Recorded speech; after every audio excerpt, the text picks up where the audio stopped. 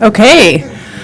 Good afternoon, everyone. It's my pleasure to be here with you all. My name is Laura Capps, and I am calling to order this special meeting, March 14th, of the Santa Barbara County Board of Supervisors. Madam Clerk, please call the roll.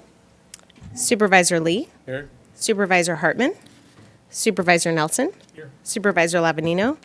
And Chair Capps. Here.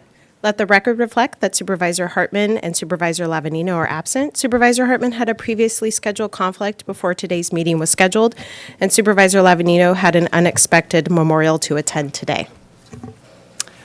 Thank you. At this time, I hope you join us in pledging allegiance to the flag.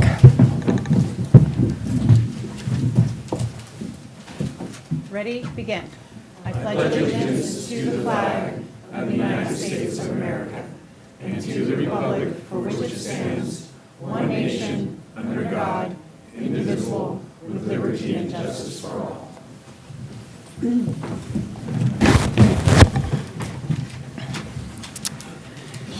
Okay, thank you so much. This is really meant to be a dialogue, but I have a few opening remarks, as well as I've invited my colleagues to provide just, again, minimal open remarks so that we can jump right in to the dialogue that this is intended to be. Thank you for joining. Thanks for braving the rain. I'm so impressed that folks left their cozy homes or work to come here to join us, and really appreciate it. So I have a few thank yous to start out with. I first really want to thank the city of Carpinteria. I believe this is historic, perhaps, that the county has come to you.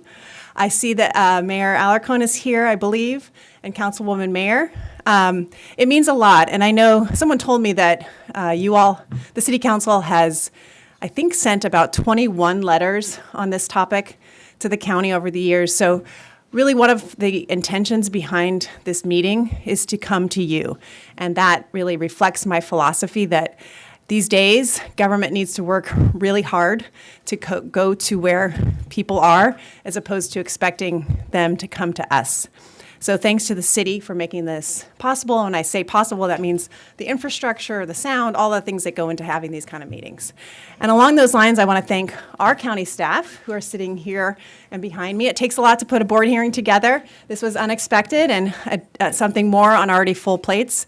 So I really appreciate their efforts and their willingness to jump in. I want to thank my colleagues, both Supervisor Lee and Nelson, as well as Supervisor Lavanino and Hartman, who had previously had other commitments, but did vote. We all voted unanimously January 14th to explore these topics being expressed today. So really appreciate that. I want to thank industry partners who have really informed my education on a lot of these issues, a lot of the ways in which we can go in the future of cannabis, especially here in Carpinteria. I appreciate their policy ideas, their thoughtfulness. Many of the industry has really brought us here where we are today.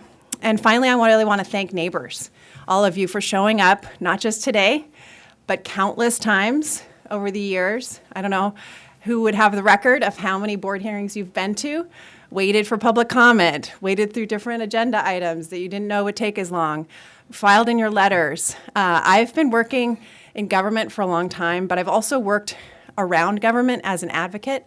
But I was paid to do those jobs, even though I believed in them. And it's a whole different ballgame when you're not getting paid, but you feel so strongly about something. And what it means to me, and what I'm really inspired by, is that you haven't given up.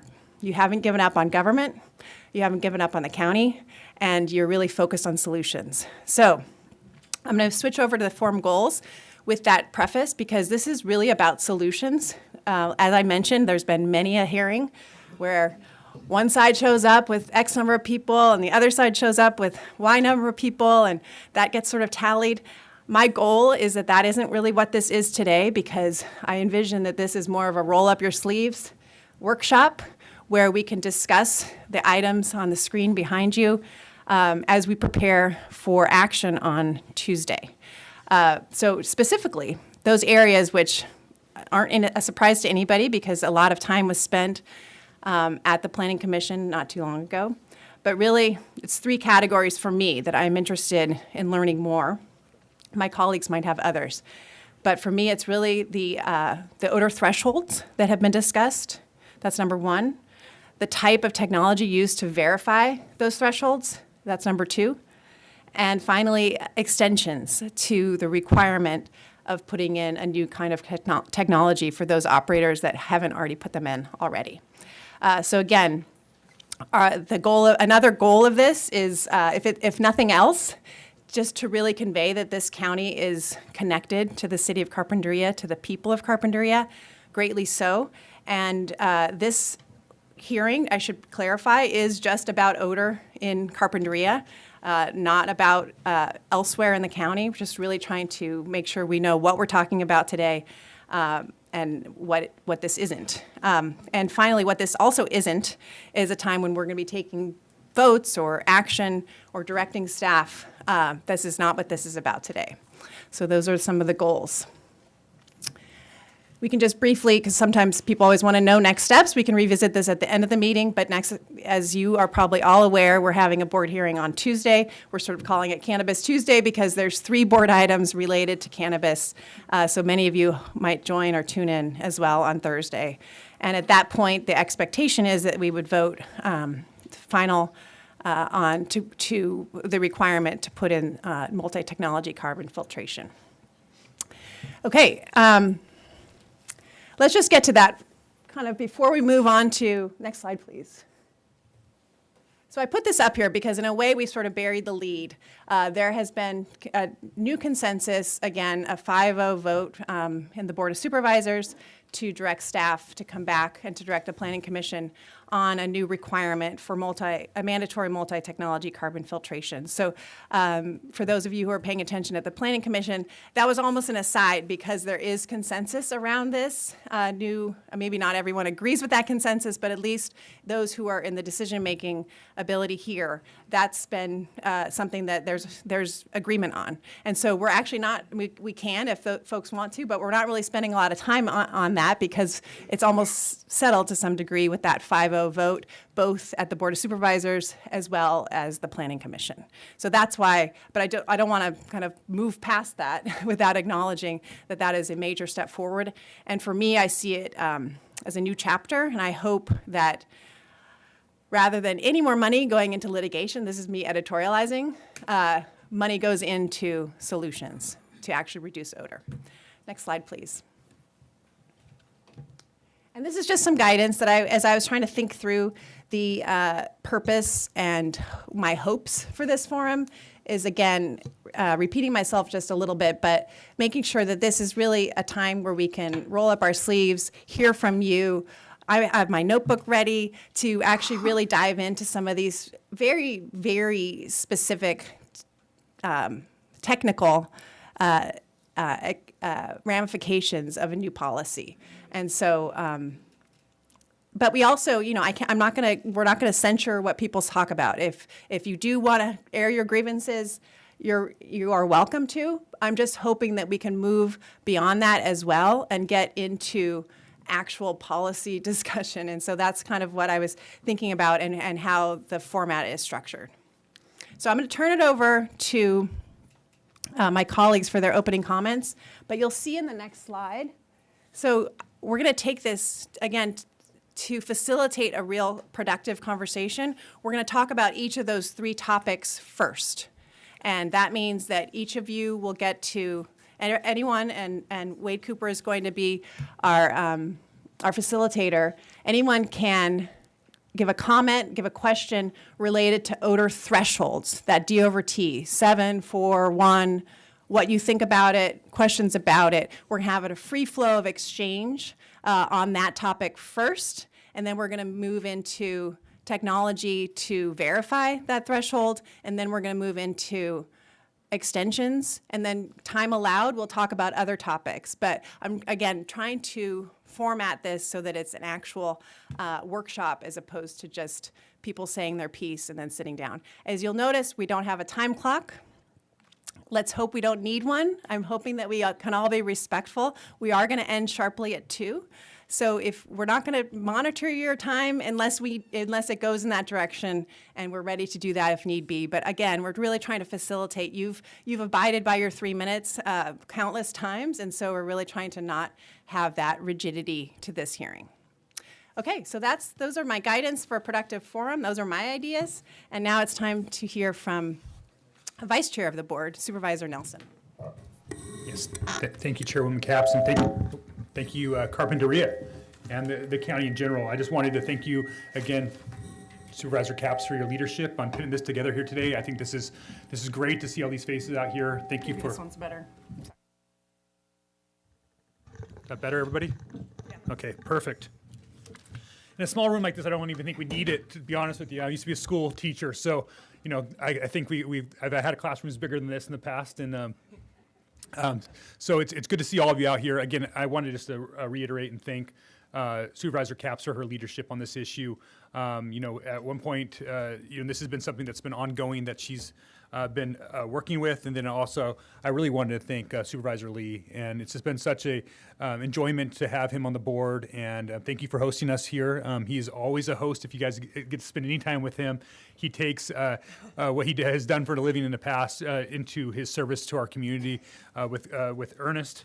Want to thank the City of Carpinteria for hosting us. You guys are so gracious here. Our county staff, this is quite the endeavor to get everybody together, and I appreciate the flexibility. And last but not least, I want to thank the public. I thank all of you guys for being engaged on this issue, and I agree wholeheartedly with Supervisor Capps on wanting to bring the discussion to the people. Our role in government here is really to sometimes be the referee, right? We're trying to eliminate conflicts. That's the whole reason why we have even police powers on zoning and deal with impacts. And that's something that we've been wrestling with at the county for quite some time with this issue specifically.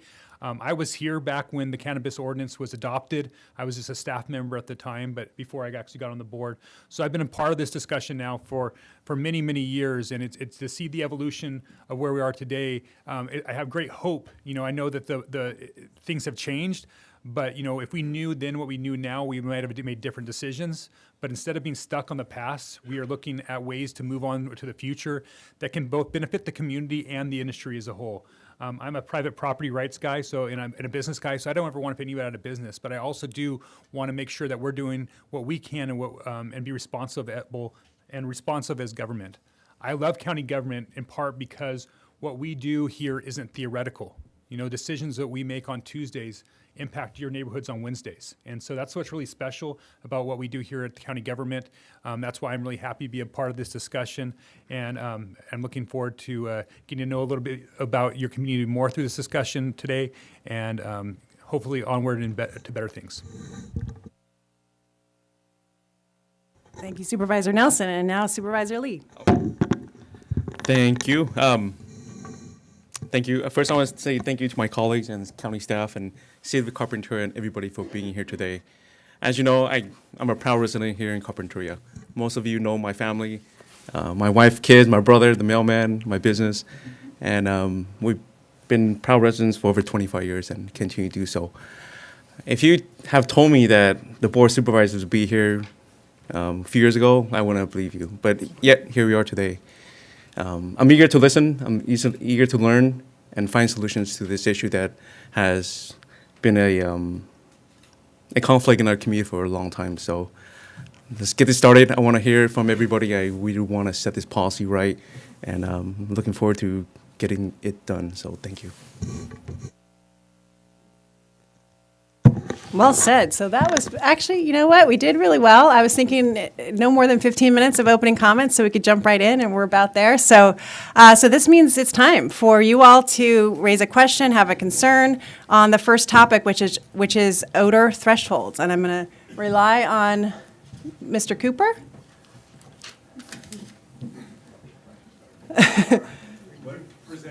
No. So this is a question to you all. What do you think about odor thresholds? If anyone has a question or comment, the Planning Commission ended on what their recommendation back to the board, which will be in our board packet for Tuesday, is that, correct me if I'm wrong, but it's that odor threshold will not reach 7 D/T. So anything below 7 D/T is sort of what's out there as a proposal back to the board. So that's just, again, I'm not trying to limit people's comments, but if you have an opinion, you have a question, we do have staff here that might need to jump in, but it's really meant to be a dialogue on that topic of how that sets with you all, whether you are of industry, whether you are of neighbors, whether you're an expert on odor, et cetera. So that's the first topic. We'll go Define it first. define the odor threshold. So Yeah. There's, I can, but which, is that something you can do? Oh, okay. Sorry, we are getting right into the to the details. I appreciate that zooming back a bit. So hi, my name is Aaron Briggs. I'm a staff person in planning and development, working on the cannabis odor threshold item. So D over T is dilution to threshold. And really what that means is taking an air sample and diluting it 7 times.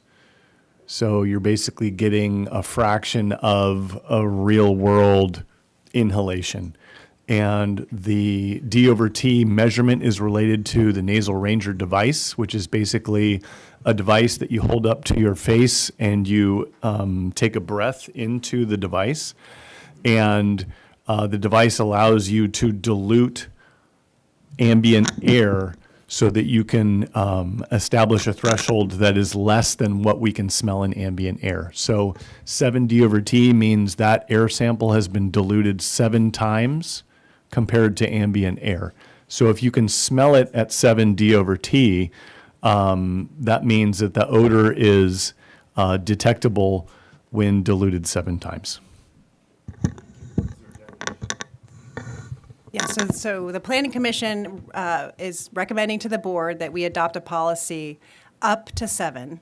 The City of Carpinteria wrote a letter in favor of just 2, I believe. Others have suggested 4. So we wanted to hear from you all about what you feel about that, if people have thoughts. sorry. So this is being broadcast live, and the reason that we have the microphone is so that the people who are watching who are not here can hear what you're saying. So we'll get to you. Give us 1 sec.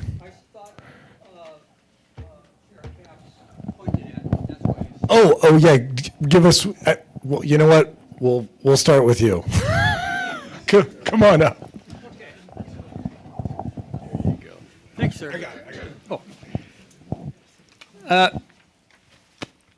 In terms of the odor threshold, I agree with the city of Carpinteria, and I back that idea of at least dropping down to 2. I have another point I'd like to make related to the odor threshold. I don't think this is an odor issue. I believe it is an air pollution issue, and until we face up to that, we're not going to really deal with the problem. Now, I understand that a lot of the pollution that those of us that live within 100 feet or so of the county cannabis operations have suffered from the misting systems that significantly have added to the air pollution. I believe, and I don't want to speak out of time here or your attempt to run some order, I think you're going to dump those systems, and I hope so. But that is another issue related to air pollution. It's such air pollution that those of us living in adjacent to these cannabis operations would see some kind of residue, oily residue, on like patio tables and outside lawn furniture and so forth. So in other words, we have really had pollution in our yards, and I don't want to take too much time. Misting technologies? Yeah, if I could jump in, so thank you. And Oh, yeah. What was your name, sir? Your name? John Culbertson. thank you, John. And so I think when we get started, the first thing you do is introduce your name. It helps us all as we're taking notes, and we appreciate your comment there, John. The issue about misting, just to help you along those lines, is that the idea behind the county moving forward with a carbon scrubber system is that there would be no need for those systems in the future. So that's been the goal of moving on to another odor technology. Again, this is what we now we know now is different than what when initially the ordinance was adopted. So we're working on moving past that with this new technology. The assumption is that would be a redundant technology and therefore unnecessary. Can I jump in? Yeah, sure. So let me see. So on Tuesday, one of the things that we're taking up is to discontinue the use of vapor phase / misting systems, and in the language would be vapor phase / misting systems shall be phased out over the implementation period of the carbon scrubbers. So- Yeah, and that was a unanimous vote both at the board and the planning commission. So again, final action would be on Tuesday for that, but that looks like that will happen. I'm gonna go back to front. Go over here. Yep. Hi, my name is Graham Farrar. I'm one of the founders of Glasshouse Farms. Been farming here in Carpinteria for almost 10 years now.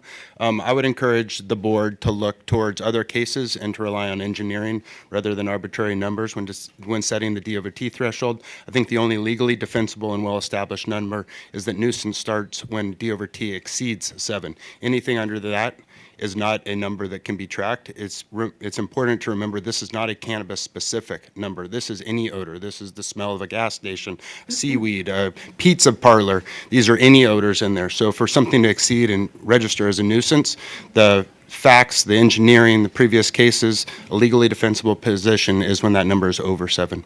Also, one other comment on the misting and the pollution from that. Happy to hear they're being phased out. Been here long enough. I know Supervisor Nelson has as well, to remember that the reason that misting is here is because the Carpinteria community demanded it. It was not because operators wanted it. We personally spend over $1,000 per day to operate misting systems that were required, not because we wanted to, but because we were being responsive to the community. So also happy to see those and their associated costs go away. Okay, next We're question. already building consensus. Yeah, look, yes, we are. Agreement. Let's go right here. Excuse me. My name is Rick Morrison. I just live right up the street here. I'm kind of more interested in the process of the dilution. Can you expand a little bit more on how the odor is diluted and then reprocessed and then put back into the air? Mr. Briggs? So the odor is not put back into the air. The ambient air is pulled into the device, and then 7 dilutions through a carbon filter are mixed with that ambient air. So it's clean air mixed with 1 portion of ambient air, and that's what you're smelling. So basically, you're filtering the odor through carbon Oh. filters to dilute it into ambient air. Correct. Next question or comment on odor? Yes.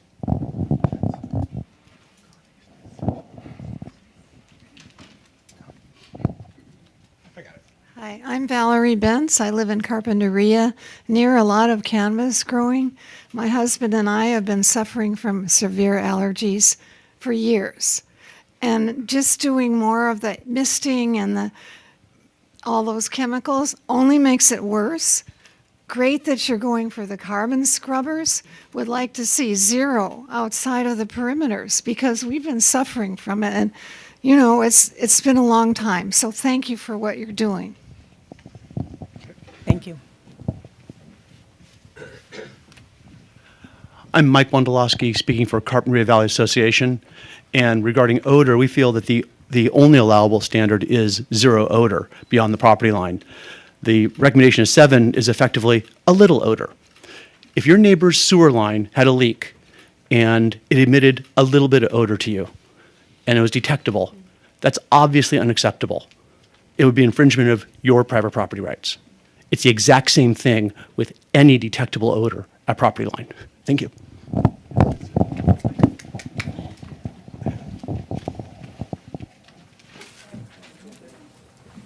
Weigh It's Lorraine McIntyre. I live in Carpinteria. I just had a question before we went too much further talking about 7 or 1 or 0 or 2. Can you explain what, like if you were in Gilroy and you were around the garlic farms and you were using this device, what would it measure at?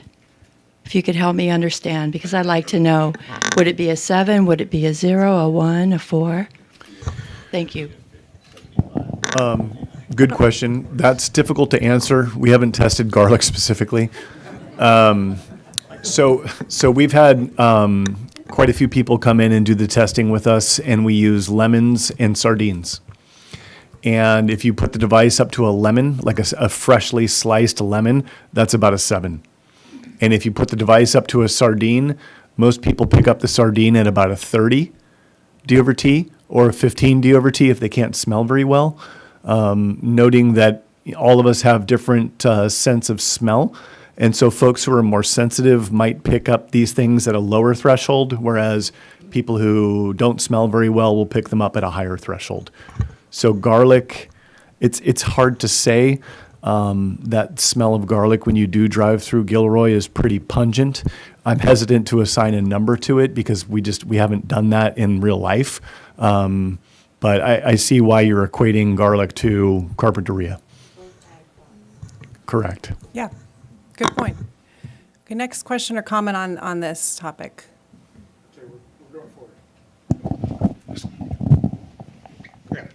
Thanks. Quickly, I have more comments, but Say just your name, please. Peter Dugray. Great. On odor dilution to threshold. My understanding is that there's a elaborate report and study done on behalf of the county by Geosyntech, and there was recommendations coming out of that. Are those is that study that the county paid for and used to develop an odor dilution to threshold being used here to determine what the value should be, or are we just kind of throwing numbers out there? Because I feel like that study should be pertinent and referenced in any comments about an odor dilution to threshold standard. I think that it also included the standard used in other municipalities and based on a receptor and how that has worked in other municipalities, specifically using the nasal ranger. So I'm hoping that that report will come out and be part of any development of new odor ordinance. Thank you. Mr. Dupre, I believe that that study is in the record, and it's part of the information that discretionary decision makers will be using to determine what we ultimately land on. Thank you.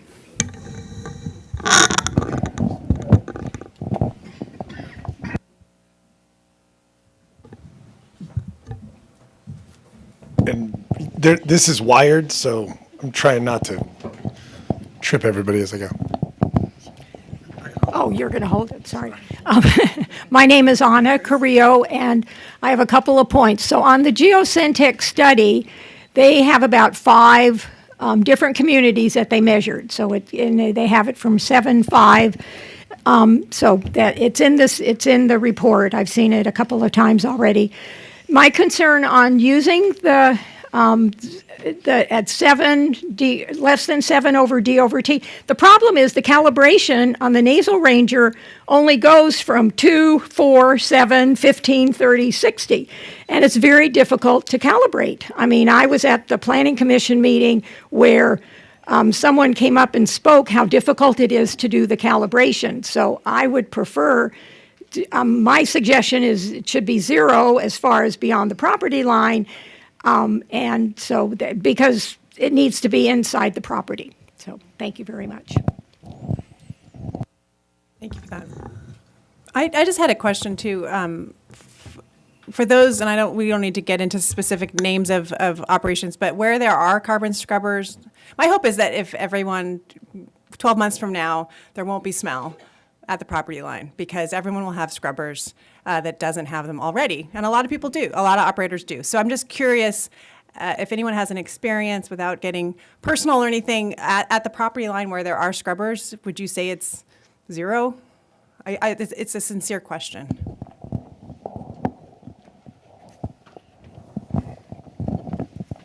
Hi, I'm Paul Ekstrom. I live end of Manzanita Street, which butts up to a major grow. We had horrible cannabis odor for years and years. Through the help of the Santa Barbara Coalition for Responsible Cannabis, the grower agreed to put in carbon scrubbers. I think it's a 95% improvement. Right. That's what, right. And, Thank you, and Paul. Paul, do you want to explain how close your house is to the grow? My kitchen window and dining room window is 65 feet away from the fiberglass plastic walls of the cannabis grow. That's,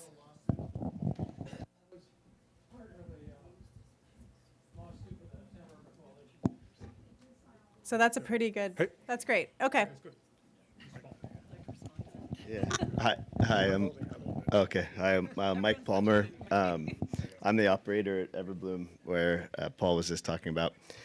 But for the record, I know we've been looking at all the technologies since the very beginning, all the way back to the misting system, and we were working with engineers before COVID to work on engineering these carbon scrubbers, prior to the litigation. But we do understand and appreciate litigation, and I think everything worked out great. But really, it comes down to having a carbon system that many different companies can engineer.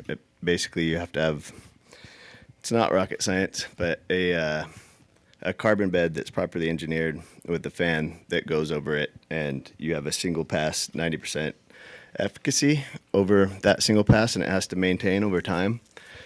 So the reason carbon wasn't viable in the beginning is because it saturated so quickly, especially with the humidity.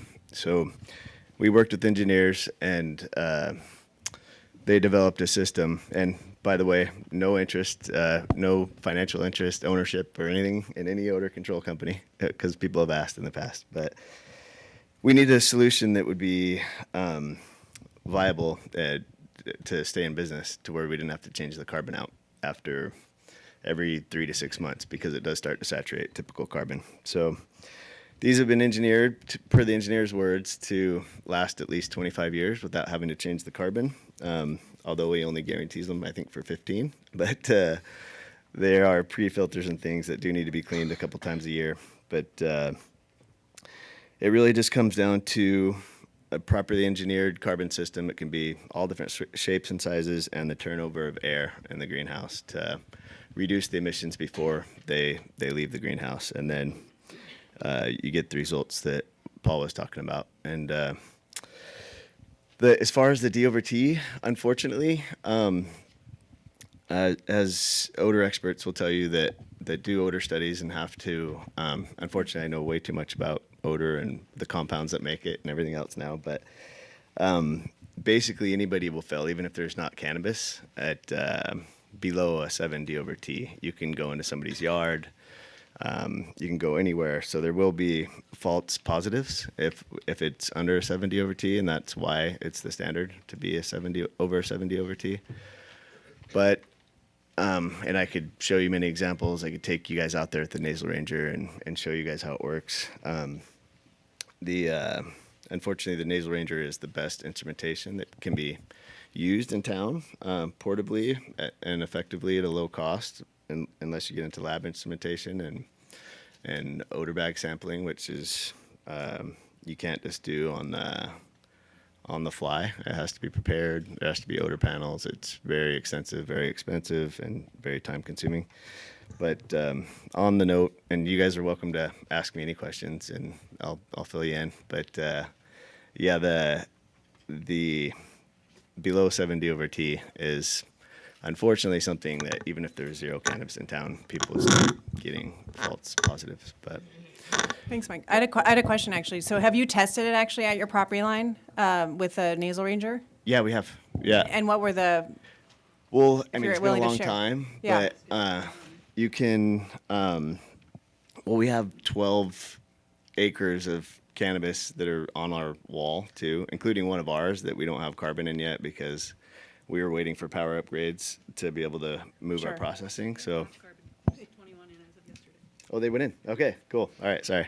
I knew we were working on it, but we got a power upgrade, and so I mean, one of our own properties was contributing to odor, around our property. But I can take a Nasal Ranger and go into a different town without cannabis, and there's certain plants that are in a lot of people's yards that have that hint of cannabis smell too. It's that same type of skunky smell. I grew up with them in my yard, so you can get false positives from anywhere.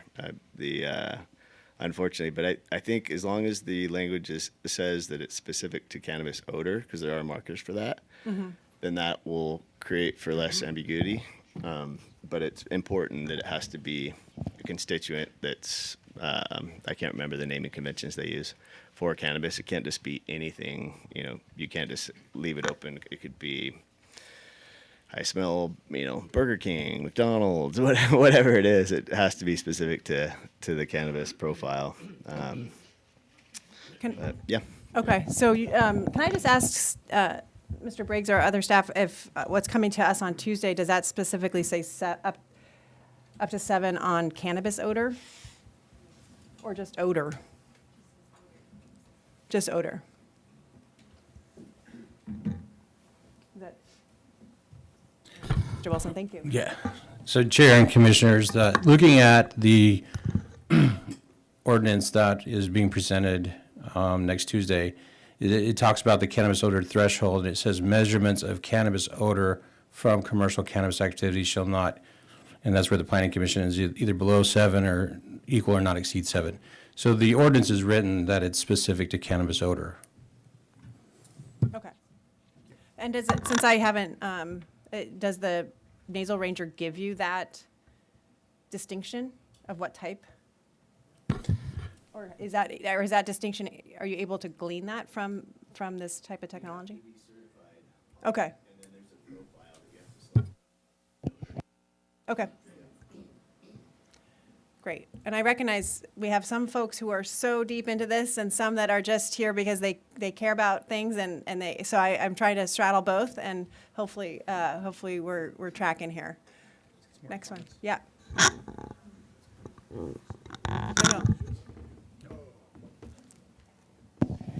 Hi, I'm Jamie Collins. I'm coming at from a more human side of things, and I went from living by the beach to living next to a cannabis farm, and low tide smelled just as terrible as some of the cannabis farms during certain times of years. But I think maybe asking the supervisors to start with step 1, which sounds like the carbon scrubbers are doing well for some of our farms, rather than also including the odor thresholds at this point in time, and wait and see how that goes. And primarily that's because, from my understanding, if we do move forward with an odor threshold that's not conducive to both the neighborhoods and the growers, then that's going to put our growers out of business. And I would like to point out that there's not a lot of minority in this room, and Carpinteria is primarily a minority migrant population who work in these farms, and so who need jobs, and we can't lose them. So that's all. Thank you. Good point. Yeah.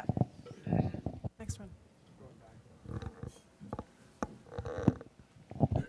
I'm Zave Saragosa. I'm a native Carpinterian.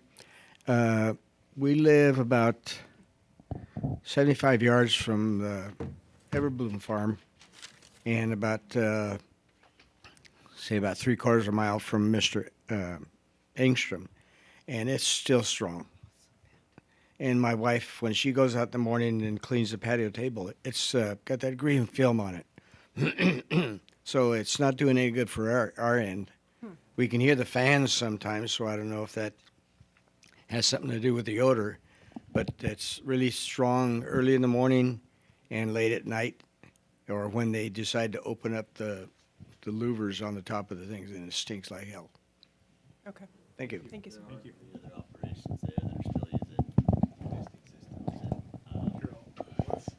There are 3 other operations there close by. I'd have to know where you lived, but that are putting off considerable amount of odor, including one of ours. But it sounds like we've almost got the scrubbers installed.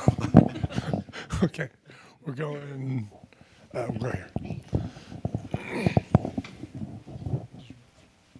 Can we have, it's hard to hear, can we have the same volume? Like when they talk back there, we can hear it, I can hear it. Okay. I can't hear it when they're facing the other way. Okay. Is that volume, or is that just for TV? Both. We can be louder. We'll project. We'll work on our stage voices. Hi, my name is Nancy Robertson, and I can't tell you how much I appreciate you doing this. You're a total breath of fresh air. This has been a very long journey. I remember Anna Carrillo and I at the Planning Commission on January 22nd, 2020. And it was before that we started speaking. Unfortunately, I'm one of the ones that's allergic to the smell. But my question today is, what time of day do you go out and test?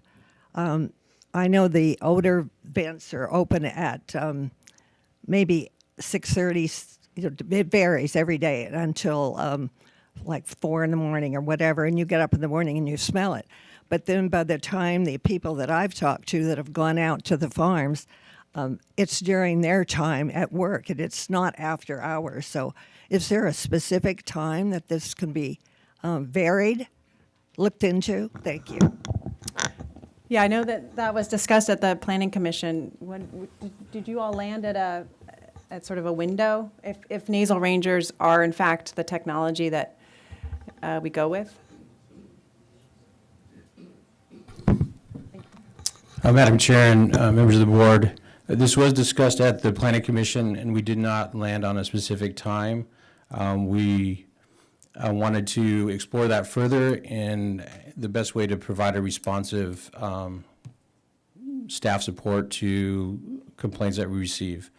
Typical practice is that we will respond to complaints, and based on the way the ordinance is written, we have an anticipation to respond the next day, but we're willing to explore times of response as needed.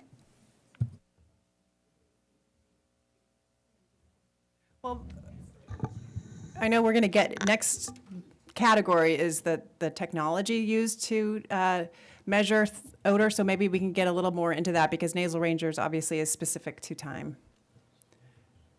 Lon, you want to go? Are we on? Yeah. Okay. We on odor threshold? Yeah, my name is Lionel Neff. I'm a member of the coalition. I've lived in Carpinteria for 38 years, and it used to be a great place to live. It's getting better now, and I want to thank you all for being here. It really inspires us.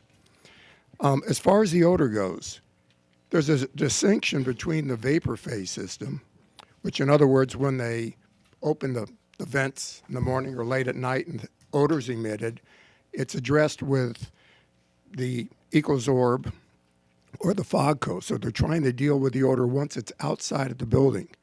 However, if a proper amount of scrubbers are put in the building, the odor is addressed inside the building before it escapes. So that's what makes the difference. The other thing is you have to have a proper amount of scrubbers, and the manufacturer's requirement is 10 per acre for the ones that Mike here was referring to. Thank you. Any more questions on, or any more comments or questions about odor thresholds? Okay, we'll go.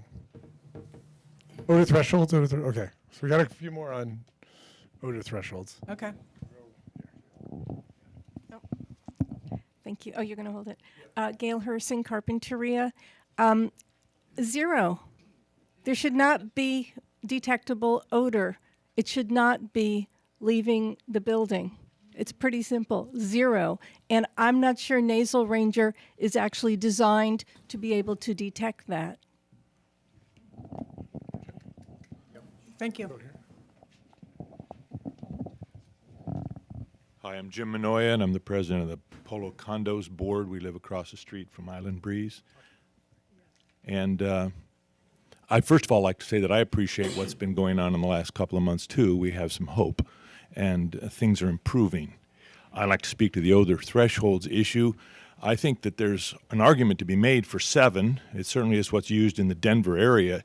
And from what we can tell, the Denver area has been pretty successful, not only with their policies, but with enforcing the policies. That's the key. Yeah. What we have felt worst about, at least we have, is that we've had policies that have just not been enforced. And we have felt helpless for a number of years. I agree with Nancy, and she and Anna and I have been pushing on this issue for 5 years. And it's about time something's changed. So I guess the 7 would make sense if we had confidence in the Nasal Ranger, and as Anna has said, the way it's calibrated. But if there are issues with that, then it seems to me as though the number ought to be lower. In any case, we don't want to smell it outside the property line. Go here. I just want to thank everyone. This has been a really respectful 45 minutes, so keep it going. Really appreciate it.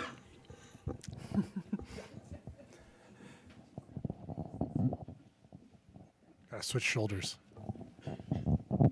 Hi, I'm Marilee Peebles, and I live a mile from G&K and Autumn Brand, and we still smell it. My question is, I think there's going to be a lot of problems with the Nasal Ranger. You know, it's not going to be outside of the greenhouse when they're open. How are they going to be there at 4 in the morning? The numbers between 1 and 7 seem to be a problem. When Genentech came, Geosentech came up with 7, they used that as a Colorado. I asked them if they had ever been to Colorado. They said no. So I just think that we should try for 0. We should try for something better than Nasal Ranger. And what happens if you do accept 4 or number 7 and the neighborhoods are still smelling? Is there a repercussion?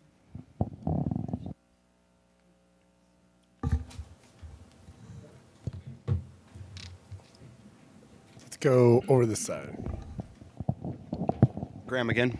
I think the county hired, not the industry. This is not an industry-generated report. The county picked an engineer. Those engineers are experts in odor. The county commissioned the report. The county paid for the report. Those engineers came back with a recommendation. The recommendation was a Nasal Ranger, and it was that when nuisance starts over 7, to ignore that report, and myself included. I'm not an expert in odor. Certainly no one certified me. I think that probably applies to most of the people in the room. The county did hire somebody who is certified, who is an expert, and that was their recommendation. To the comments about 0, if the odor threshold is 0, then the ocean's illegal, cutting your lawn is illegal, making bread is illegal, roses are illegal. Odor threshold of 0 does not actually exist. So the question is, where does something become intrusive into other people's rights? And the experts answered the question for us. They said when it exceeded 7.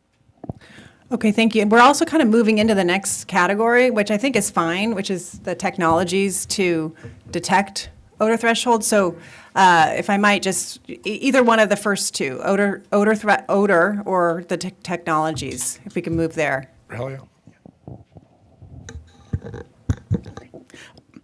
Rogelio Delgado, a Carpinteria resident, and I have lived in Carpinteria for probably half a century, and believe me,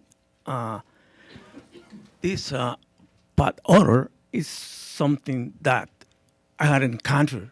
My family, Carpinteria residents, have not encountered ever before, and it's been a struggle. Laura, we fought against this together as a former school board member 4 years, trying to come up with a solution to this strong odor. And I thank Roy Lee, Laura Capps, for their effort, 2025 huge effort to control this odor. And yes, the scrubbers are very good, very good measure, and any other technology that we can think of that would be better, because Carpinteria residents deserve better. Thank you. Thank you. Thanks, Rogelio. Hi, I'm Katie Hall. I'm the Director of Compliance for Glasshouse Farms. I've been working for Glasshouse Farms since 2018, and a few comments specific to the odor thresholds and specifically responding to some of the community members and their requests for a 0 reading. I think Graham said it pretty well, but it's impossible to have a 0 D over T. If you, and you can reference back to one of the recent Planning Commission meetings, and the staff from the Planning Department presented their report, and on the line they had the Geosentech consultants, the specialists, who in the recording, he was remote, so you can see him on the screen. He responded that that's impossible. And then just to educate you a little bit on the nasal ranger readings, the thresholds, for what it sounds like might be proposed is considered a faint odor, so not even noticeable yet. When you get to 7, that's a noticeable odor, not a nuisance. If it exceeds 7, I think it's reasonable to say that, okay, now you have a nuisance, but the dial at 15 D/T is what establishes a true nuisance. So I think that we've all been working really hard for years, although it might not seem like it to you, but behind the scenes, we truly on a daily basis are and take odor very seriously. To establish a violation of 4 D/T would be a punishment. Thanks.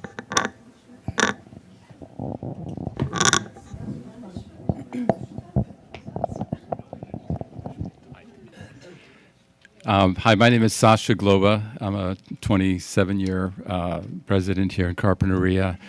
We live next to a cannabis growing operation.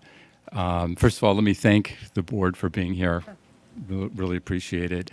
Our situation is things have improved. The cannabis operation next to us has implemented carbon scrubbers. There has been an improvement. I think the problem, though, is we still detect smell. It's not every day. It's not as often as in the past. But I think the problem is that this odor drifts, right? We're in a valley. It drifts.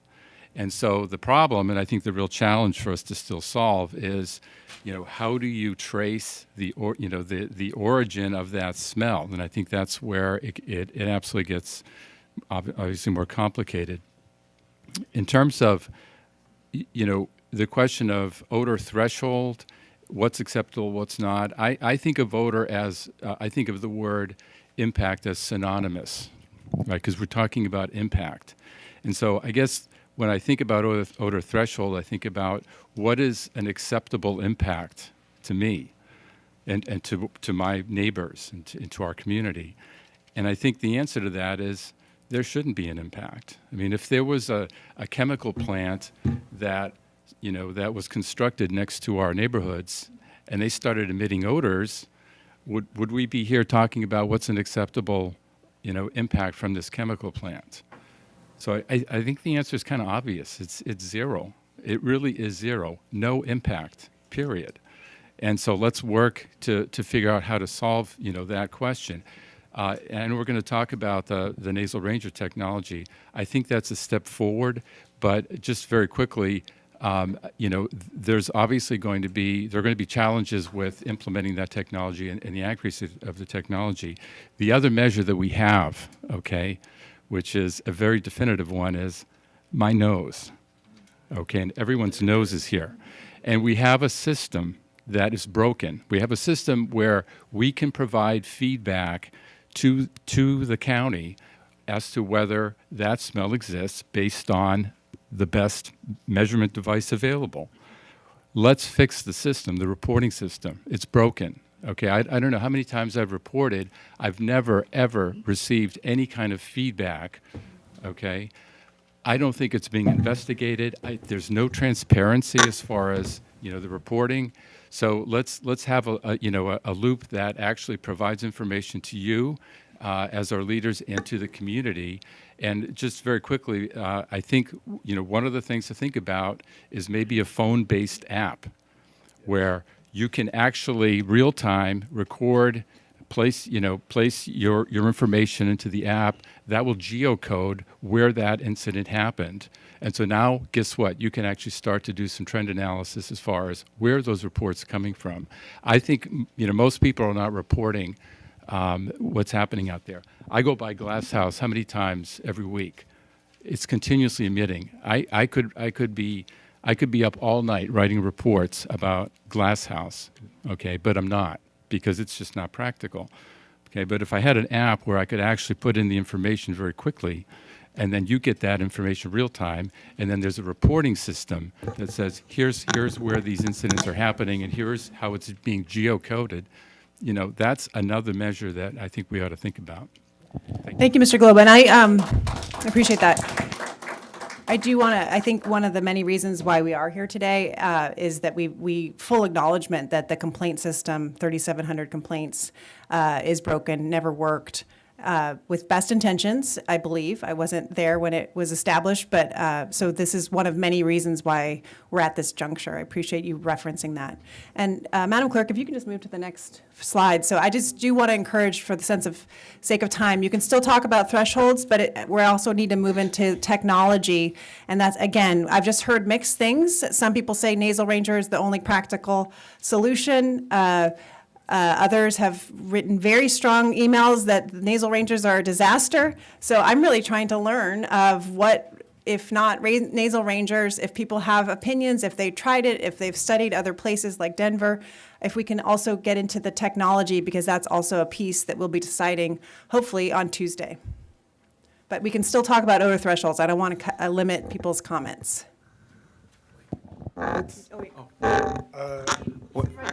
Okay, we'll go, yeah. Sorry. Oh, yeah, Nick, got it. I think maybe we'll get people to just line up. Yeah. I'm Ben Wilmore. My wife and I have been residents at Carp for 12 years. I'm a Santa Barbara native. I don't mind the smell. We're right by a farm as well. It doesn't bother me. What I think about when I smell cannabis is the reduction in harmful pesticides that have left our community because of that. Cannabis is not allowed to use what orchid growers and avocados. And I remember the Avid helicopter flying around. I hated that thing. I was going to leave town. Sorry, I'm very nervous. So I would just hope that you don't vote on something that puts them out of business, because we need them here. We love having them here. Thank you. Thanks for stating that. I know that there's consensus amongst the supervisors that we're not interested in putting people out of business. Hi, my name is Tiffany Garcia, and I've been working in Carpinteria Ag since 2018. I'm currently the head grower of Glasshouse Farms, and I oversee both facilities. And I just want to share with everyone how passionate I am about what I do. And I take a lot of pride in not only providing a clean product to our community, but also doing right by our community. During COVID in 2020, we were part of the Keep the Lights On program with all of the local restaurants. We've opened our doors with the help of Peter and Carp Growers for community tours. And it's shocking to the people when they come in. One of the first comments I hear is, wow, we don't smell anything. You know? And we've taken very strict measures for odor abatement. We have SOPs in English and Spanish. Could you put that a little lower, please? We have the technology. We have carbon scrubbers installed at our facility. We welcome the scrubbers. We're not opposed. In fact, just mentioned previously, I think the cannabis should be the standard for ag industry, not only for odor, but as well with the pesticide restrictions that we have. I hope everybody kind of holds the rest of the agricultural community to the standard. Unfortunately, the cost associated with all these odor systems is through the roof. So I'm not sure if other agricultural, farmers could keep up with that. But I do want to reiterate, we keep our doors shut. To all the people saying the smell and the vents are open at night, I don't really understand that because we're trying to keep the warmth in. So yeah, I take a lot of pride in what I do, and we do try our best to do right by our community. Thank you.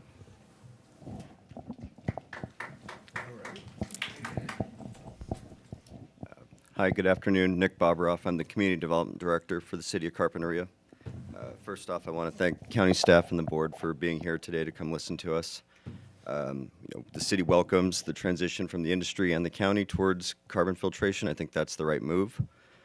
We've certainly suffered long enough with the current system not working very well. In terms of where to set the threshold, The city's concern was that it seems like the community is really asking for there to be no detectable odor off the premises. Folks are tired of being able to smell this stuff in their backyards or in their homes. And I think the concern with a threshold of 7 D/T is, at least according to the geosyntax study, that's described as still being mild to sustained odor. That's still noticeable for folks. It needs to be something lower than that. Looking through the geosyntax study, a number of the jurisdictions that are listed have thresholds of 4 D/T, 5 D/T, or even lower.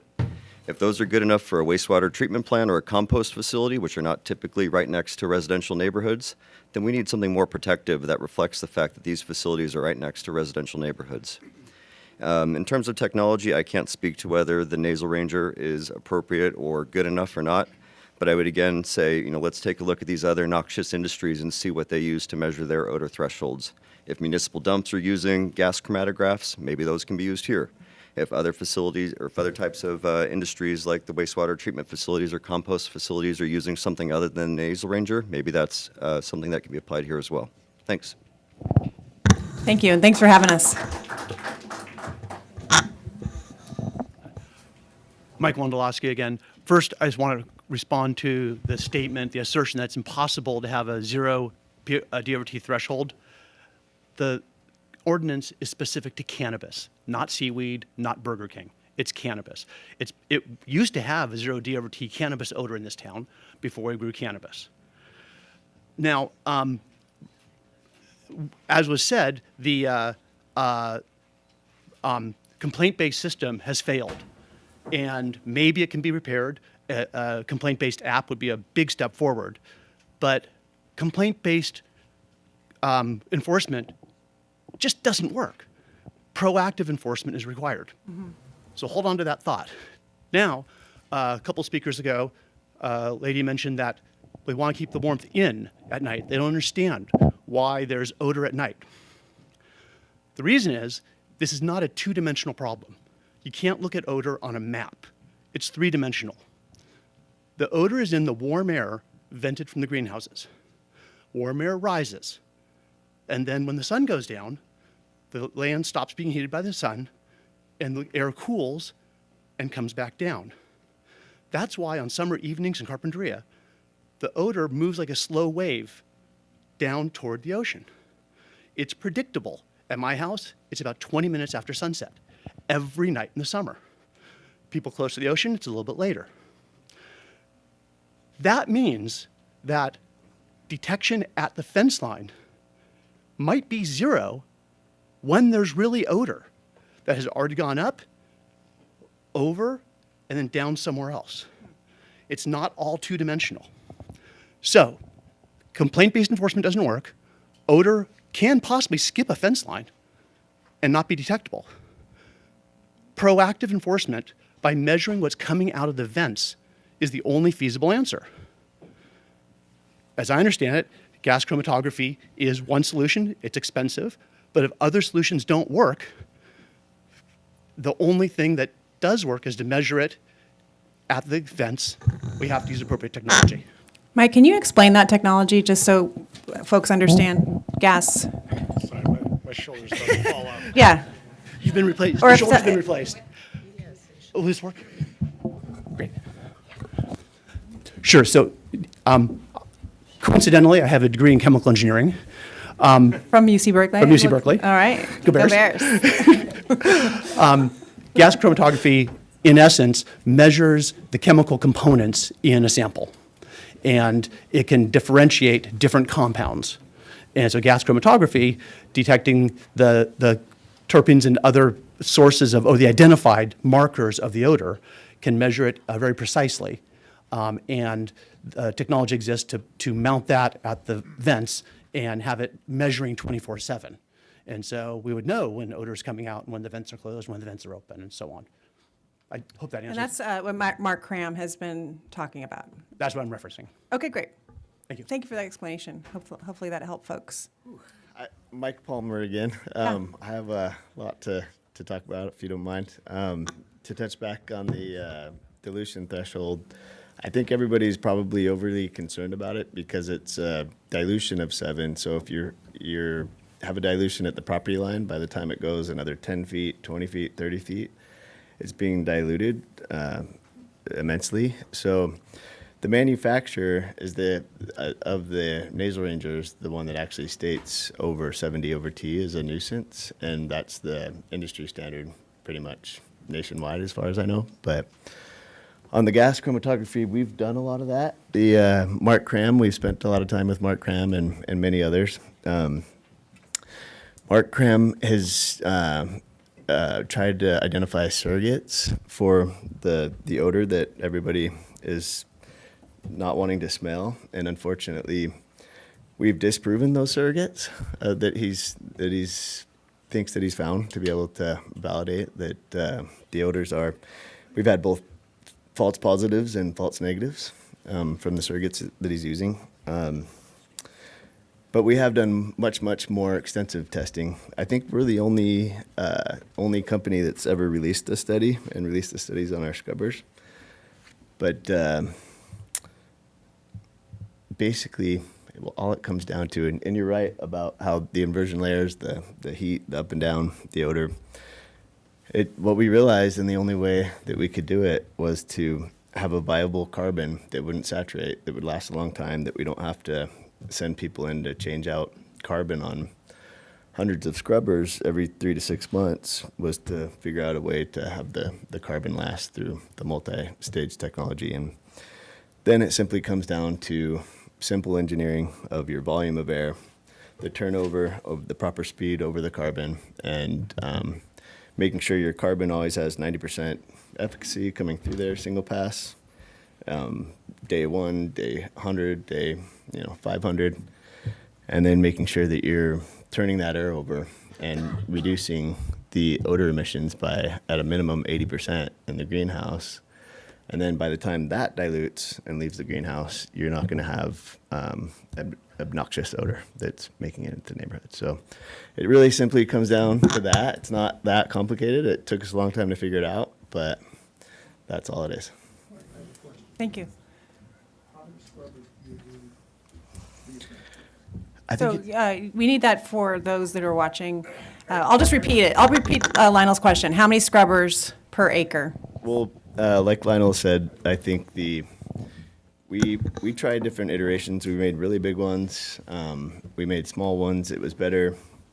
We got the cost down as much as possible, working with different engineers and these guys, these manufacturers in Europe. And the ones that we manufactured for our greenhouse, which you can make all different sizes, it's roughly 10 per acre, but you could have a location that's further away from sensitive receptors, or it has shorter roofs. It could be 8 to 12, depending. But there's simple calculations by engineers to calculate your volume of air and the turnover.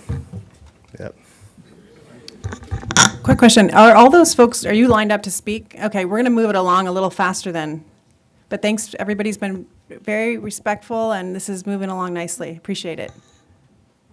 Just a time check, we have about 45 minutes left. Cool.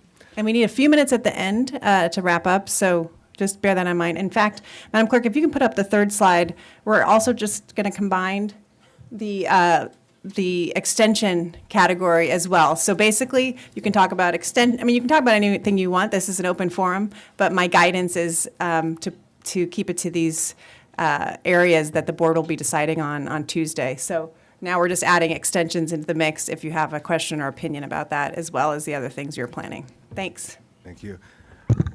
We good here?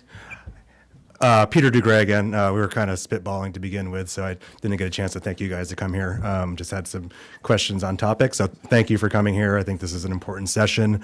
I've worked since 2018 with carp growers, which is, I'll talk about multidimensional. That's one small dimension of my life in Carpinteria, and I think that this audience here is pretty self-selected for who's most interested and available on a Friday afternoon to discuss odor and cannabis in Carpinteria. I think that I travel in in circles and extremely involved and won't be popular in this crowd. But I think that when we're talking about the actual impacts of odors, we need to introduce some more topics. I serve on the board of directors for Girls Inc. of Carpinteria. We recently had a wonderfully successful gala. Thank you if you were there supporting our nonprofit. If you don't know, Girls Inc. of Carpinteria is directly across from Pacific Dutch Group, really near to Glass House Farms. And it's right, on Carpinteria's agricultural belt. I think if you know Carpinteria, you know and appreciate the agricultural belt for preventing sprawl, for keeping us a small rural beach town that we want to be. So please, when we're envisioning cannabis odor regulations, let's be sensible and practicable and not do anything that would necessarily be a punishment or put cannabis out of business. We've heard from very professional and responsible people here today, like Mike with Pacific Stone. Anyway, yeah. So, am I not allowed to give a positive? Okay, so I'll give a positive.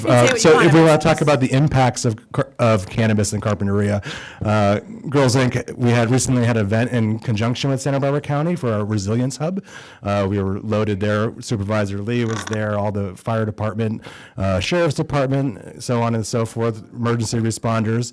And I can tell you there's zero impacts. Girls Inc. of Carpinteria is a rental space that is booked all the time for volleyball, for basketball, and we don't have trouble Peter, booking I it. think we appreciate the Our infomercial and the subtle digs. We appreciate that. What's the dig? But can you speak to the topics that we want to talk about? Okay, so Sunday mornings, our number one renter is Reality Church, outside church service every Sunday mornings. So I just want to bring some perspective, and I think that I'm not alone. I think that this crowd today, it doesn't agree with me, which is fine, but is the actual impact and if trying to solve for it is an important issue, and I think that it's a subjective issue. Thank you. And that's my perspective. Thank you. Appreciate on that. And on the topic of Peter, no, I think that's been enough, Peter. Can we go ahead to the next speaker? We have about 12 people that are waiting. Sit down now. Thanks, Peter. Thanks for you.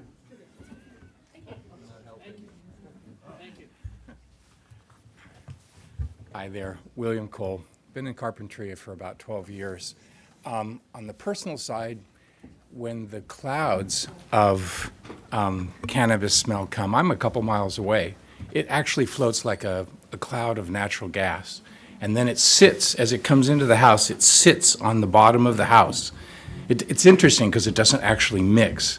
And I can just tell you that I'm so far away from the growers. I mean, you can tell that the comment made earlier about it hopping locations, clearly it's hopping locations, and clearly where it is in the thermal area will tell you this. And the reason I brought it up was simply because taking a nasal ranger, and while I love technology, I'm very much into technology, I kind of question, everyone is so different on a sensitivity level, whether 7 or 4, and I can't speak to what it means in terms of that.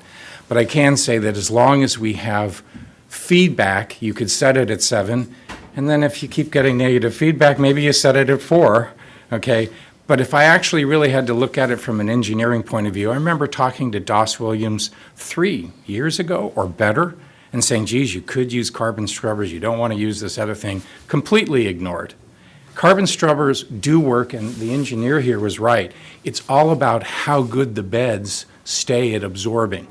So unless you monitor the bed, okay, you won't get the proper dilution that it's supposed to be doing. And I'm going to look at this from, unfortunately, we had a couple fire burn downs in Malibu, and I had to replace the septic systems. Septic systems, this may sound unrelated, but the new thing, they actually had me put in an internet service to tell them what was actually going on in my system. It's paid for, that I pay for it every year. And the point I'm trying to make is that if you put something in the exhaust there, it'll tell you how well that carbon scrubber is working.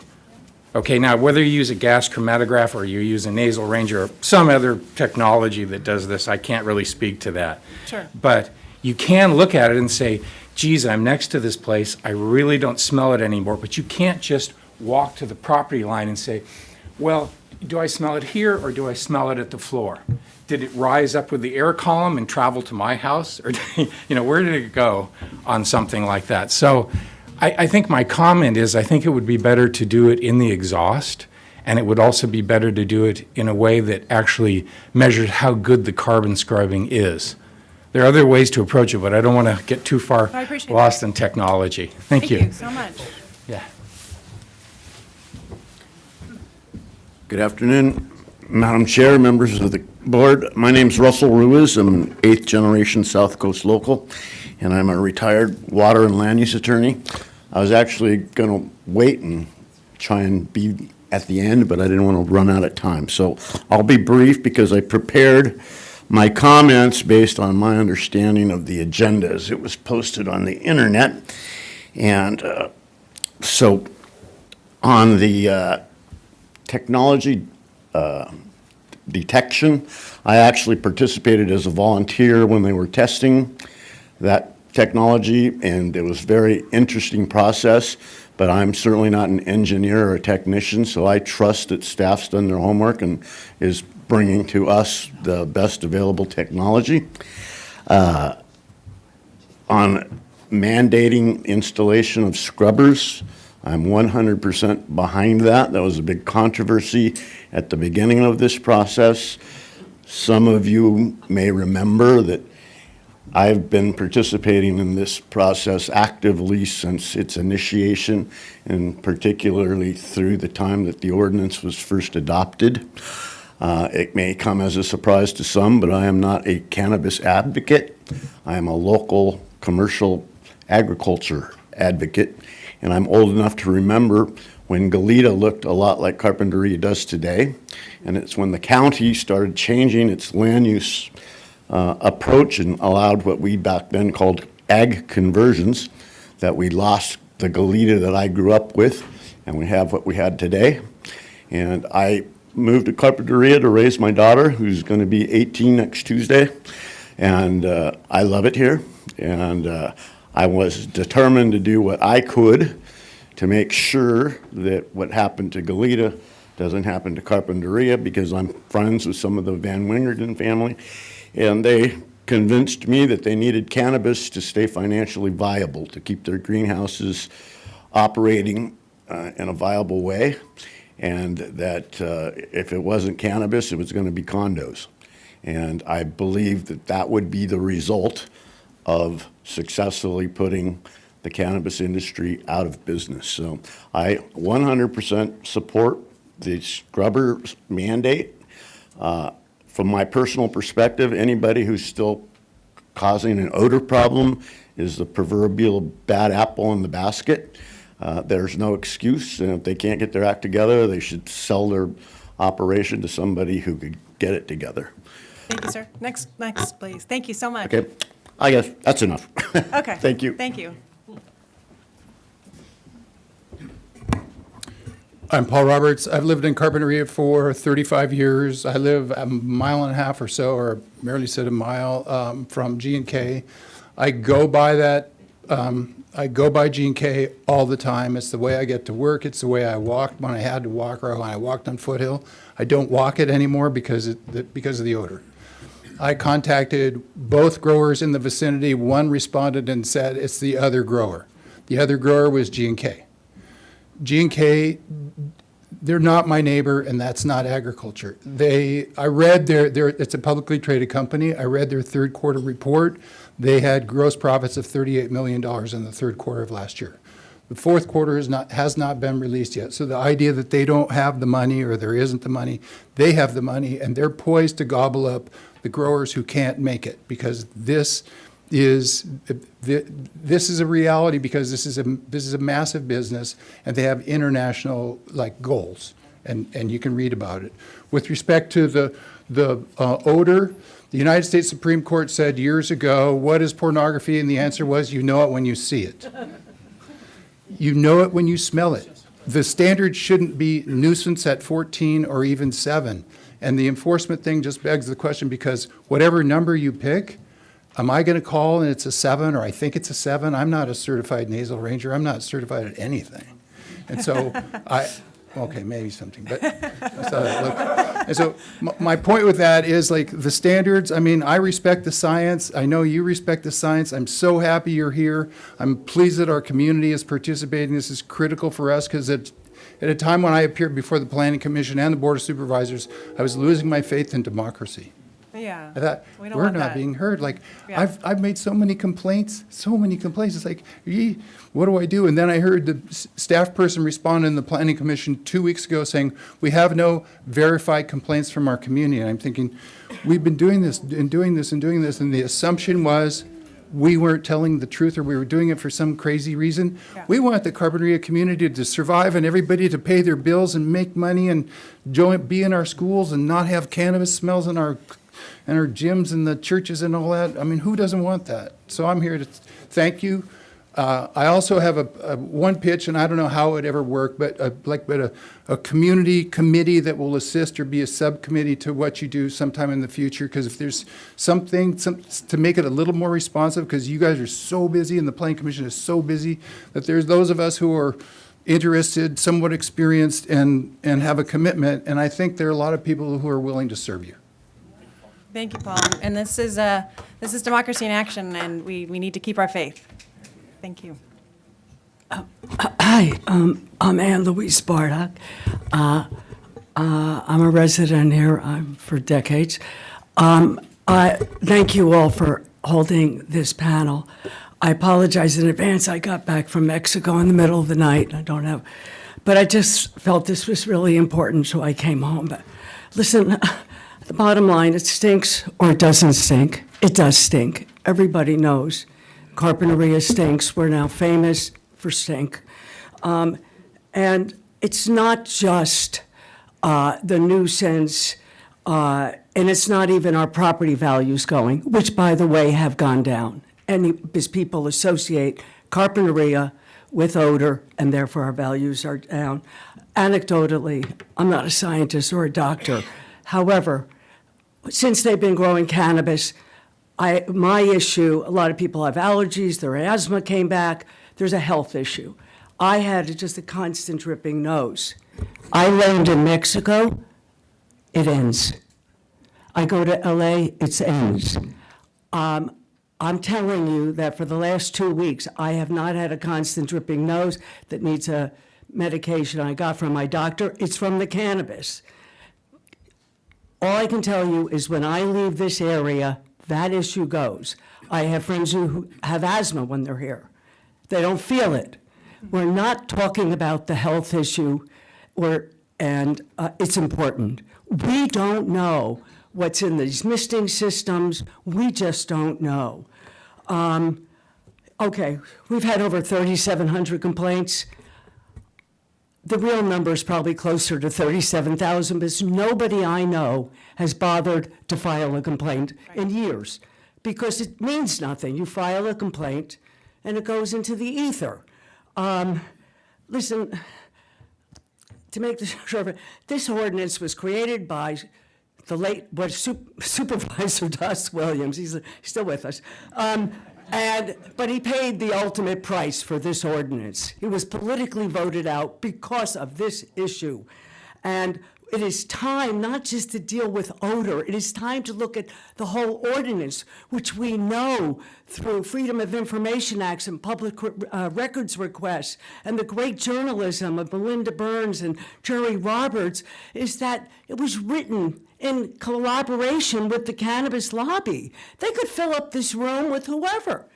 The rest of us, for 7 years, we take our time. This is our time, our money. We have nobody. I cannot tell you the respect I have for the residents of Carpinteria, for people like Anna and Jill, everybody in that front row. The amount of hours that they have taken, many of them work as teachers. We are no competition for the lobby and the lawyers of the cannabis industry. We have a big problem, and we need to fix it. And not just the odor. We need to address health, our property values. Are they making any money? We've heard they're losing hand over fist. What are we doing? Meanwhile, they're financing all these lawsuits against who? the residents or the taxpayers filing the complaints. There's a madness to this. We need planning and development to listen to the residents. The planning and development has basically became a tool of whatever Doss Williams wanted for the cannabis industry.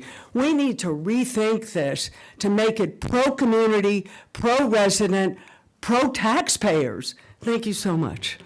Thank you. And just some context, the way that our board is governed is by the Brown Act, which means that only 2 supervisors can work on any issue together. So just some context that we set in January. We knew where Roy was on the issue of scrubbers because he campaigned, and so it was part of the public record. So Supervisor Nelson and I started working on this proposal that we're dealing with on Tuesday because we knew where he was. But that doesn't mean that the other pieces of the ordinance also could be evaluated now that he's on board, and it's predominantly in his district. So just to let you know that my intention, at least, is to deal with the most egregious part of it that we knew we most likely had the majority to make some progress. And then, of course, there's other aspects of the ordinance that could be changed. But we're just sort of taking this one piece, this sort of low-hanging fruit piece first as we move forward. Thank you. Yeah.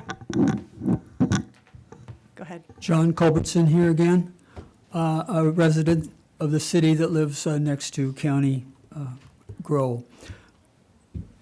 I think the last speaker pretty much said everything I wanted to say, and I'm not going to belabor the fact.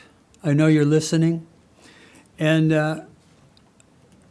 you asked for suggestions on what I read on NewsHawk, so my suggestion is let's not get complacent about feel-good feelings, especially a lot of, I'm very sympathetic to farmers.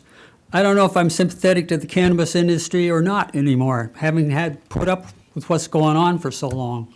But let's not pretend that this is a hand-holding feel-good session here. People have really been hurt by what's happened by this failure of county governance. This is a county government failure. And we are so thankful for the 3 board members that now sit before us and your hard work. We know it's not easy. All of us have lives also. We've all worked in government. Many of us have worked in government or ag or forestry. We know it's not easy to do things like this, to actually bring about change. But I believe you've already made your intentions very clear. Your statement at your last supervisors meeting, I thought was good. And I think the majority of Carpinterians really do support you. And I just ask you think about one thing, stay on task when you're dealing with the air pollution problem. Some people like to call it odor, but I'm going to call it air pollution. Stay on task, reduce it. Give us clean air again in this town. I know you've made a great start. Keep up the work, and thank you for your work.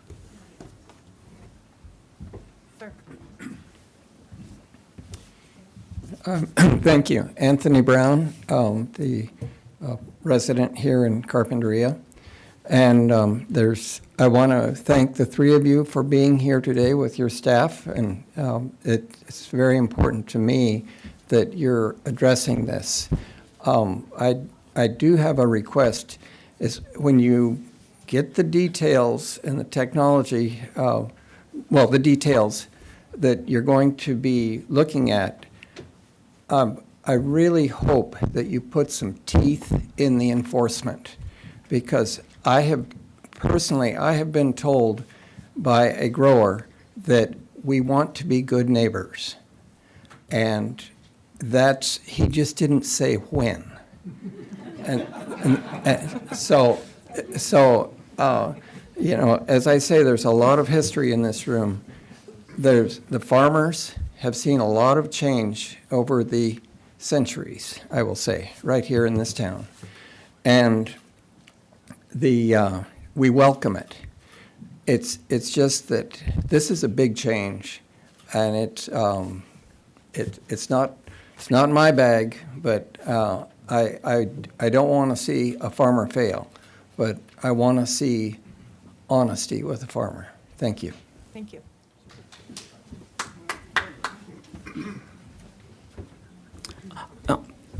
Thank you, Rogelio Delgado, a Carpinteria resident. Yes, 1 minute. First of all, when Roy Lee announced that he was running for first district supervisor, we said that that's hope. And it turned out to be a great victory. All 5 districts elected Roy Lee. And we're here, basically, because of Roy Lee. His victory moved the county. Laura Capps, I have known Laura Capps for a few years, and I'm glad that you never gave up. You always moved forward. You won District 2. Now, you're in charge. This is your dream. And I hope that soon you will follow your mom's way, Senator Capps. Thank you. And that's why I always refer to Laura Capps as a woman with a heart of gold. Thank you.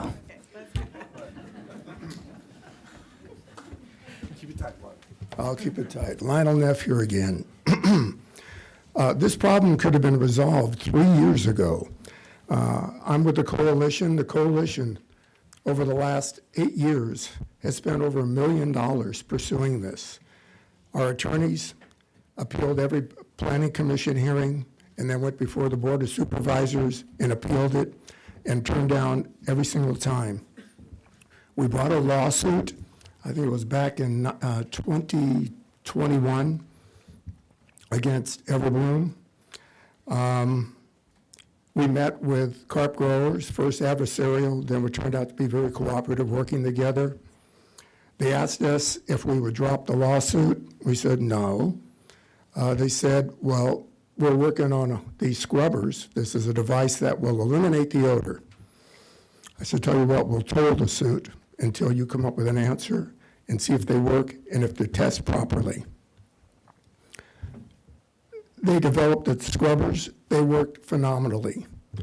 We signed an agreement with every single one of them. I have signatures here of every single carp grower. Signed an agreement agreeing first to reimburse Ed Van Wingerden, who spent $250,000 to test the effectiveness of these through SCS. And also, they committed to put the scrubbers in to each one of their operations pursuant to the results of this test. As of now, very few have put them in. And they did not live up to their obligation, and that's why we're here now. And the coalition is still pursuing the lawsuits. We have one going against Cirrus, who has settled with us. They're putting in the scrubbers. And Valley Crest is still the holdout, but we're going to get a result. So thank you. Actually, can I ask you a question, Lionel? Because I'm really focused on, just a quick question. You mentioned the litigation. Do you have an estimate on how much money has been spent on litigation? Again, I just have, it's. Just the litigation part? Yeah, the thing that confounds me about this topic is that if the money was just spent on technology that works as opposed to litigation, we would be in a whole different scenario. And so if you could, since you're so close to the litigation side of things, just an estimate, it's not, I know you can't. I would say at least $500,000. For the coalition Just, side? yeah, on the coalition side. Just, I don't know what the opposition paid. Our attorney is Robert Curtis. Sure. Who's one of the top 10 litigation experts in the country. And he has discounted the price. He's taken pity on us, realizing that we're not realizing any gains out of this whatsoever. Okay. So we have benefactors that are helping us, and we're going to continue slugging it out. But we're in it for the long run, the long hit, the long, whatever it is. We're in it for a long time. Thank you. Thank you. Okay.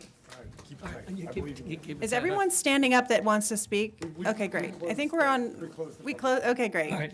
Okay, good. I'm on a countdown. I should be at 3-minute clock, I guess. No, you're all doing great. All right, good. All right, Yeah. thank you. I'm Paul Foley, avocado grower here in town. I live on Foothill between Annie and Anna, and I drive by G&K every day, just to kind of put me where, and I've had my own issues with a neighbor much closer, a adjoining neighbor, over the years I'm going to say polite and say cannabis, but that's not how I refer it at home. But in the spirit of cooperation and spirit, I will not use the word doper, but that's what I use at home. But just so we know what we're talking about, what I really would do, and I'm going to be promising real quick, all the 3 items, well, first of all, a shout out to all of you for being here. It is so important that since November, Mr. Lee, this Board of Supervisors has a seismic shift on this attitude. And you're here as a result of that, showing that is. And I will say, for those that were here and been long-term, short-term people that are new to this, 2 years ago, maybe even a year ago, this panel, you would not be here. You wouldn't even be in Santa Barbara hearing this issue that we have now. There's been a change. The people, I don't know, we're Jeffersonian, but the people to some degree have spoken. The board has shifted, and we look to you because the point I want to make, again, be quickly, is all the 3 items that you put up on the agenda today, the odor, the ranger, and all that thing, kind of miss the fact that sidestep a point that kind of overlooks, to me, all of this. And I'm going to quote real quickly an article about from Annie mentioned earlier about Melinda Burns, who I think hopefully one day she'll write a book about this, the Carpinteria dope industry and its consequences, because she's been marvelous, both in the Newshawk and the Independent and the Coastal View. Her last week's article, she talks about the problems with the why lawsuits are necessary, because the county has fallen down. There's an article in here, just a paragraph that I'm going to read real fast. It says, now this is not the gospel truth, but it's what we believe. Of the 20 cannabis groves under cultivation on or about 100 acres outside the city of Carpinteria, only 7, and she mentions earlier there were about 28, so less than a quarter, only 7 are equipped with carbon scrubbers. Most growers have installed them in their processing buildings only. Yeah. I'll stand back. Nobody's ever told me that. All right. So what we're doing was circling back to the point of enforcement. That's what all the people, these guys can get up and pat themselves on the back, and they've done this, and they've spent $500,000. But the thing is, if only a quarter of the people in the industry are doing it, what's the point? So we look to there are 2 hammers that are available to the public, anybody else, to get these people to act like they should. One of them is the county. And we're looking to you. Again, the 3,900 odor complaints, maybe hasn't done it, but that was in the past. Maybe in the future, Europe, maybe a sign of that can change. The other hammer has already been proven. Valley Crest is this week. They're on the legal side of the system. Of course, that's expensive. Everybody can't do that. I couldn't afford to sue, G&K or somebody on my own. That's a very, very expensive thing. But those 2 hammers seem to be the only ones that have worked. These people have had 8 years.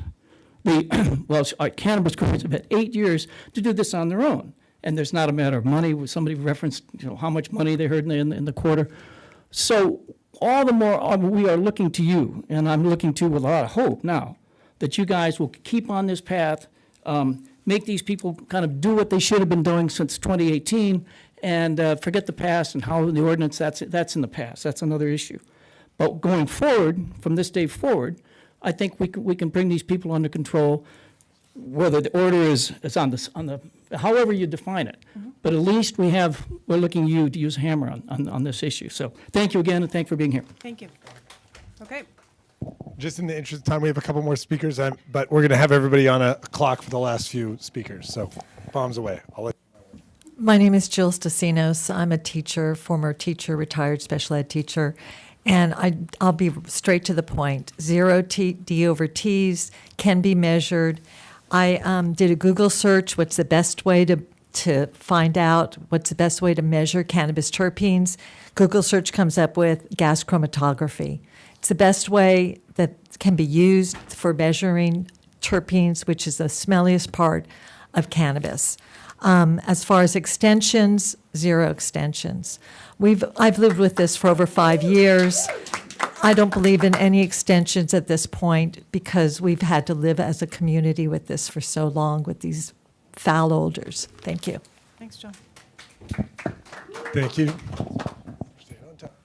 Hi, Katie Hall again, speaking for the industry, and I wanted to come back up to respond to a couple earlier comments, specifically about the coalition, because I think it's important for you guys to, know behind the scenes and the facts from the operators too. So, yes, Everbloom and Glasshouse are two, Everbloom first and followed by Glasshouse, first operators to install the Infinity scrubbers, carbon scrubbers, after the coalition agreement, and it took us actually 6 months to get just an electrical permit at that site in order to do so, so there was a delay on the county side. And then our other farm, which is off Foothill Road, it is going to require an electrical upgrade, so we don't have those scrubbers there right now, but it is, I believe, the only farm in the area that has two of the vapor phase systems.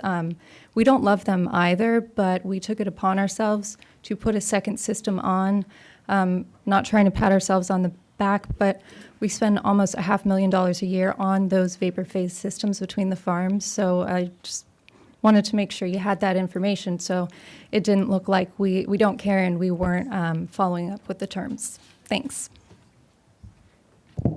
Thank you. Closing us out. Yes. Karen Howenstein. I'm born and raised in Lompoc.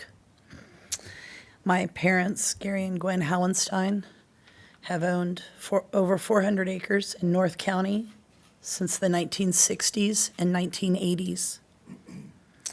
This is a battle which exposes the weight of constituents in our county, specifically neighbors who knew how to work and politicize an issue to their own personal and financial benefit. This is the result and pushback from a huge battle Doss Williams, Greg Hart, and Joan Hartman had over this issue beginning back in 2018 regarding commercial cannabis production in our entire county. You focused on the EDRNs in North County. You separated them from all South County EDRNs and the other more densely populated areas where the odor issue was immense, down here in Carpinteria. Now we can see this path that was formed for us majorly by Dennis Bazanich has resulted in an utter failure to establish an effective and sustainable cannabis regulatory policy for the industry right here in Santa Barbara County, Riches County, maybe in the nation. Got to look at our tax rolls. So, Dennis Bazanich and others who have made astronomically poor or illegal decisions for our county should not enjoy qualified immunity. That is my opinion, my personal and legal opinion. Overall, cannabis production in Santa Barbara County is down, way, way down. How does the North-South County split and representation on this issue speak to the spirit of the law when we actually look at the areas of Sabata and Tepesquay Canyons and Santa Rosa Road? We are talking here about hundreds of acres of grows that were unfairly prohibited in North County, and now the climate to business in North County cannabis is also very bad. Stizzy's on 246 has shuttered their production. Another successful grow on Sweeney Road. They have both gone to other counties. The Iron Angel permits on Santa Rosa Road are going fallow or are for sale. They have thousands of permits on Santa Rosa Road.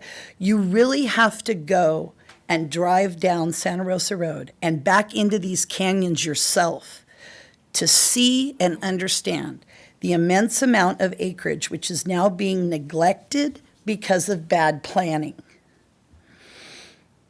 And to our friendly and experienced neighbors in South County, I really encourage you to do so. Get out and enjoy the rest of the county, if you haven't already.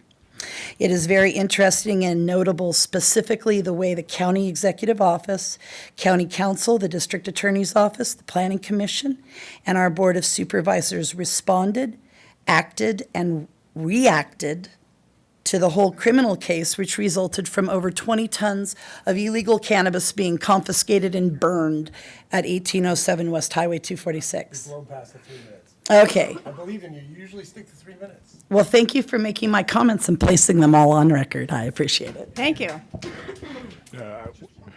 We have to leave it too.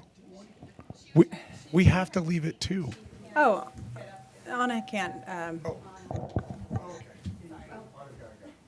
No, she can't stand up. Okay. Extremely quickly. Okay. Very quickly. I just wanted to, on the extensions, there shouldn't be any extensions.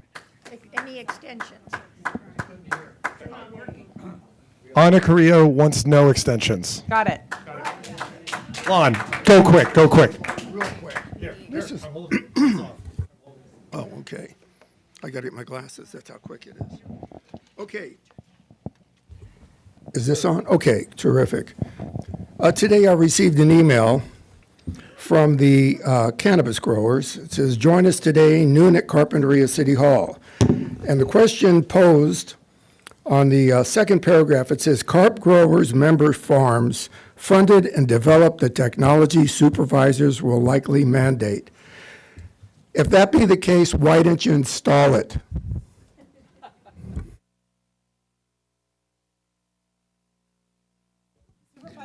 I think we are short on time, so I will make my comments brief. I don't want to lose sight about what we're talking about here today.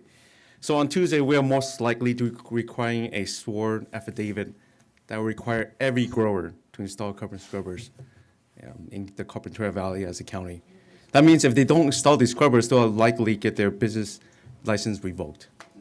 And they'll be subject to felony prosecution. So it's happening.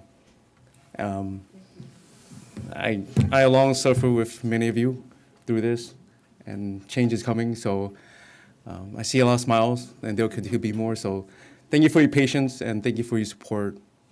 It means a lot to me, and I hope we can move on from this and unite our community together, because for so long we have divided. It's time that we work together, be good neighbors to each other, and just.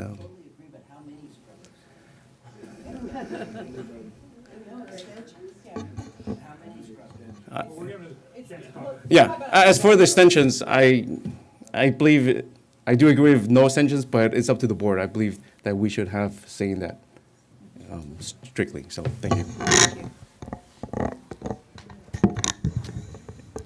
Yeah, thank you guys. Again, I just want to thank everybody for being here today. It's a very complicated issue, and what a luxury that we're going to be at this point where we're actually going to be talking about how, you know, a D over T is an issue, right? Because, you know, ultimately, when the board mandates scrubbers, most of these issues should be resolved. Okay, the 37 complaints, there shouldn't be those amount of circumstances or occurrences in our valley here. So we're really looking forward to that. That's again, we early on, Supervisor Cap said we're kind of burying the lead.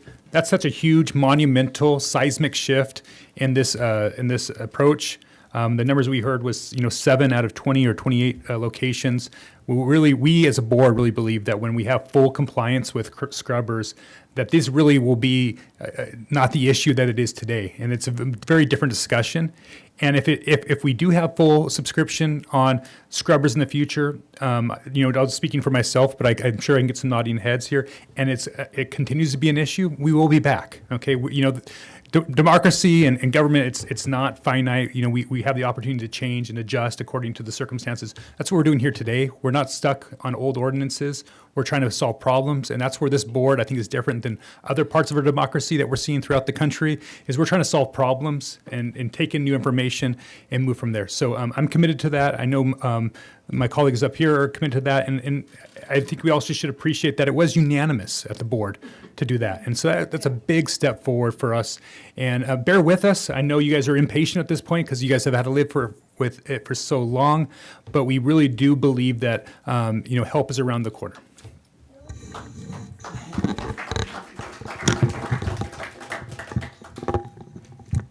Yeah, thank you.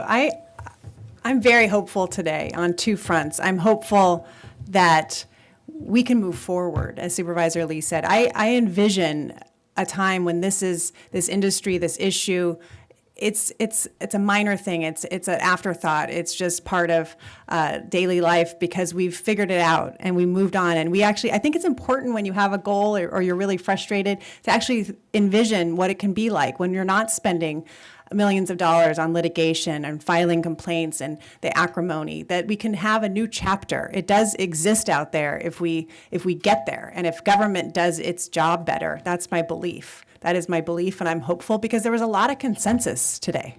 There was a lot of consensus. So I'm also, my second piece of why I'm hopeful today is that we're able to do this. And I feel liberated because it's so you all get the confines of government when you have to come at a certain time and it's inconvenient. It's on a Tuesday or a Wednesday and you have jobs and you have life. But we also, we have the limitations too of not really having a conversation. And so by participating in such a respectful way that you all of you did today, just affirms that government can be flexible. And as Supervisor Nelson said, I think now more than ever, we need to show people that government can work for them, that government can deliver results, that government isn't bound by these processes that are bureaucratic and no one really remembers why we have to do it that way, but we do. And so we just keep continuing down these paths of rigidity. And so thank you. Thank you for proving that we could have a very respectful dialogue. I wrote about 18 pages of notes as I will prepare all weekend for Tuesday. And I learned a lot from each of you, industry, experts, engineers, neighbors, teachers. So thanks for informing us. I'm very hopeful that we'll get a good resolution on Tuesday that will build towards a future that isn't so acrimonious, but one that has more unity around this issue. Thank you. Okay, I have one order of business that we have to do for any public hearing like this. I have to call for, I get to call for a public comment on non-agenda items. So here's your chance. If you want to talk about something else, it is your right to go to the microphone. We are going to do the 3 minutes on this one. Folks, feel free to leave if you prefer. It's up to you, but this is on something not related to cannabis.